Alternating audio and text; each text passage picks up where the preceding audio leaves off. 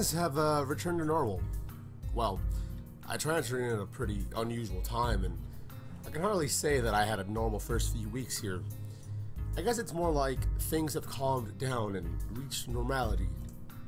I've been here longer than I thought.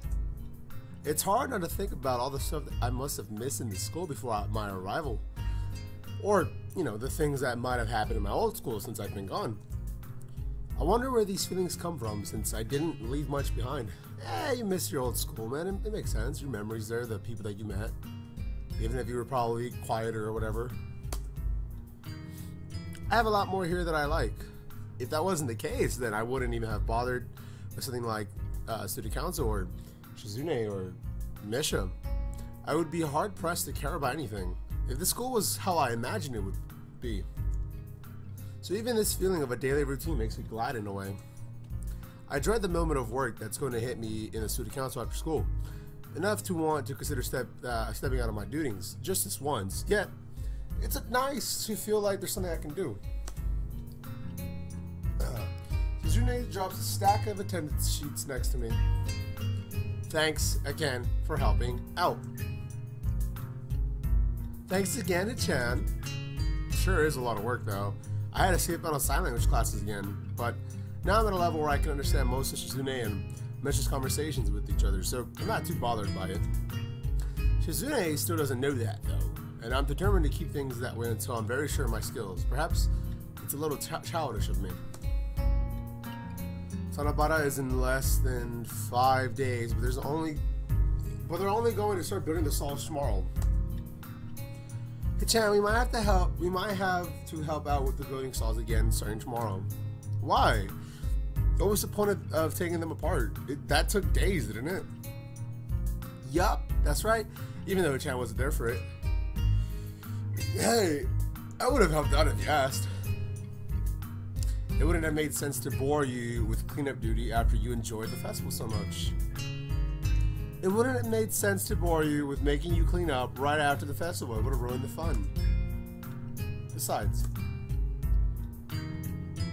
if Chan's lazy anyway, you would have to try to run away again. So Chan doesn't like playing Foxhound. Is that supposed to be like a reference to Metal Gear? That's the only thing I know of Foxhound. That stings. Shizune covers her mouth with her hand and starts shaking. It takes me a second to realize she's laughing, mostly because she's doing so completely soundless. It's a little strange to see, but more or less the same good-spirited kind as Misha's without being eardrum piercing. That's a good question though, Chan. Huh? Stalls! It's a strong issue. The school doesn't have anywhere to store so many stalls. Since each one's pretty large, they won't pay for outside storage either, so this is what they decided on. It's inefficient, but cheaper.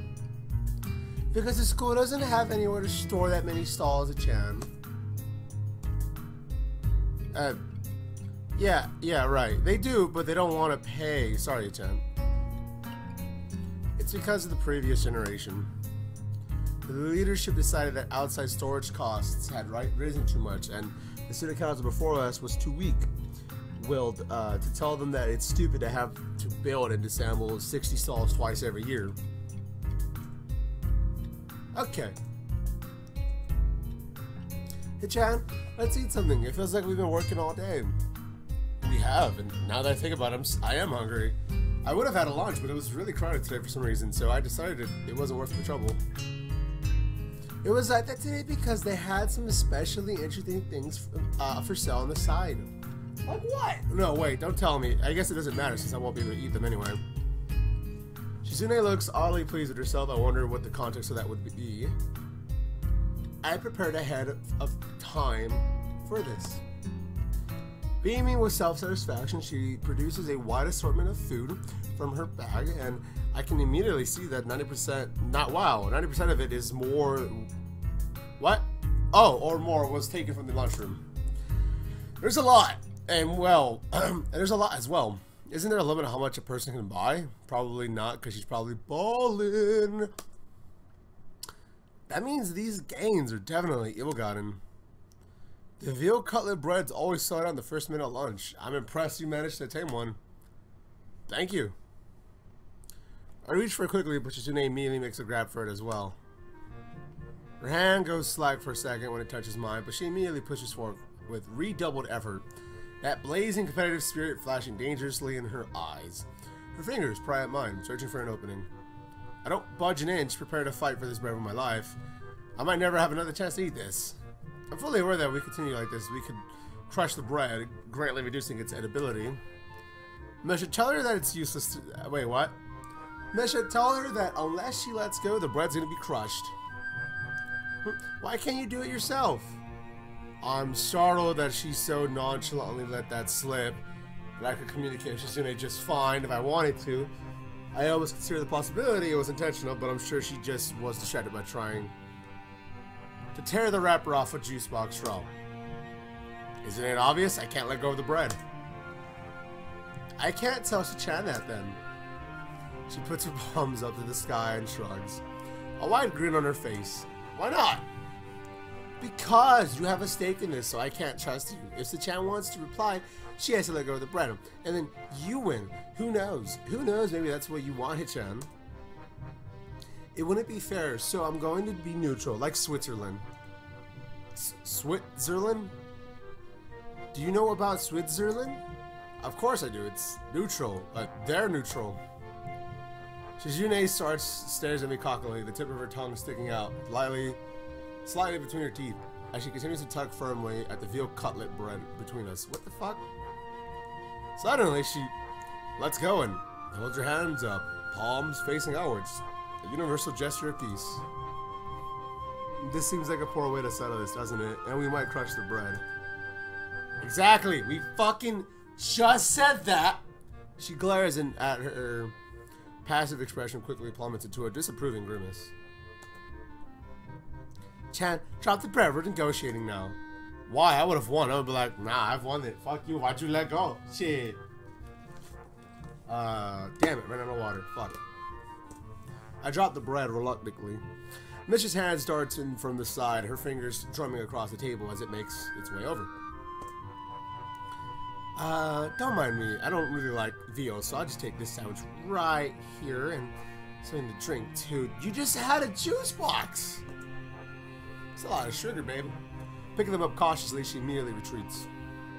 She has the right idea. I could just pick something else. There are lots of delicious things here. The chicken katsudon bread is also a popular seller, ranking high in taste and demand. But I've already eaten one before. You're so immature, Sal. This wouldn't be a problem if you would pick something else. The chicken katsudon bread is delicious. You're so immature, Chan. Why don't you pick the kitchen katsudon bread instead? It's delicious. But I've already eaten that.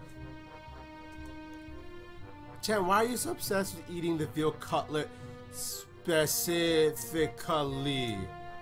It's hard to get normally. Rare things are more delicious. Nah, not at all. You're acting like a child. You're acting like a kid, Chan. Why don't you eat the chicken bread? That's not important. Turning bright red, she smiles cunningly and continues. There's no reasoning with you, so it looks like the only way to solve this. We're gonna be playing for it? Okay. That doesn't matter. We'll play for it instead. Somehow, I expected this. It's the logical conclusion. Shizune has been studying for a long time, pretty much continuously, up until now, with finals over, so I guess that surplus energy has got to go somewhere. Play what? The oldest game known to man, which the fate of nations has been known to rest. Rock, paper, scissors. We'll play rock, paper, scissors. No, Shizune's dialogue was better. Come on. Really? That sounds so serious to Chan. There is no humor in her expression, and she is dead set on it. Okay. Okay. She draws her hand back, and I mirror. Oh, shoot! Go! You both put out a rock. It's a draw. Oh, hold up. Damn, that's pretty. Hold up. It's cool. Sorry, I'm a teacher at college, right? So I'm like getting messages about how everything looks in her campus, and it looks fucking beautiful. It's very green and over there in Boston.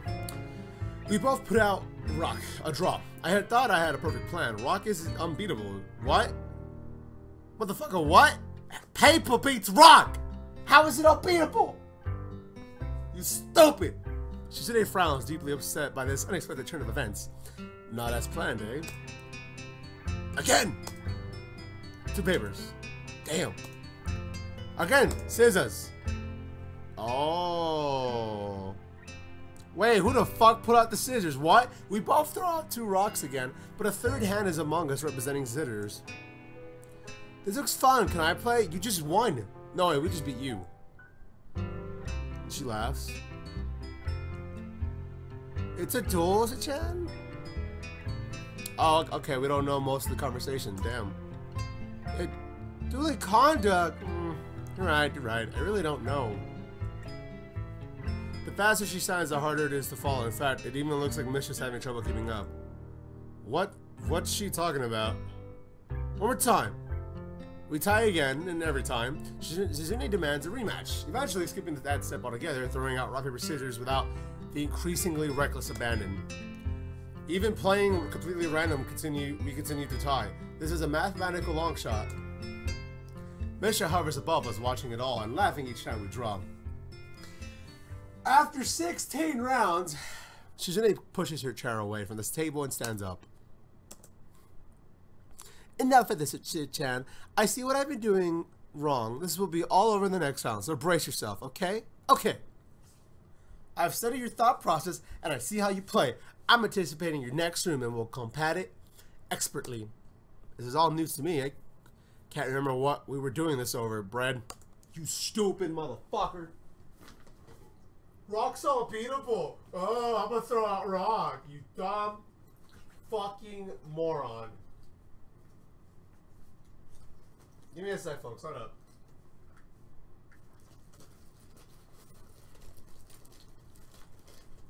There it is. Cool. I wanted some chapstick. My lips be dry, folks. I don't know enough people that use chopstick. Apparently, not a lot of people do. Which is weird, but whatever. Show dirty ass lips. Her form is amazing, like a professional bowler or something. Just to throw a hand motion. 2 papers.